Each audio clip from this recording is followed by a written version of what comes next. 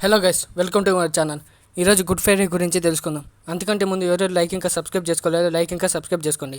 ఇంకా లేట్ చేయకుండా వీడియోలోకి వెళ్ళిపోదాం. గుడ్ ఫ్రైడే మనకు ఎంతో ముఖ్యమైన రోజు. ఆ రోజున యేసుక్రీస్తు మనుషుల పాపాల విమోచన కోసం తన ప్రాణాన్ని త్యాగం చేశాడు. ఆయన ప్రేమ గురించి అలాగే దయ గురించి బోధిస్తూ ప్రజలకు మంచి మార్గాన్ని చూపించారు.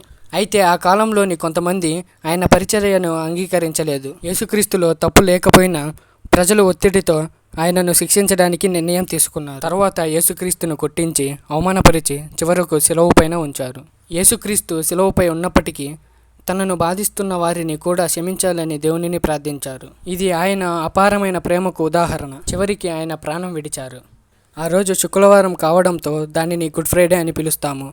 ఆ రోజు దుఃఖకరమైన అయినప్పటికీ యేసుక్రీస్తు చేసిన త్యాగం వల్ల మనుషులకు రక్షణ లభించింది. అందుకే ఇది బాధతో పాటు ఆశను, ప్రేమను గుర్తు చేసే పవిత్రమైన రోజు. ఈ వీడియో కానీ నచ్చినట్లయితే లైక్ ఇంకా సబ్స్క్రైబ్ చేసుకోండి.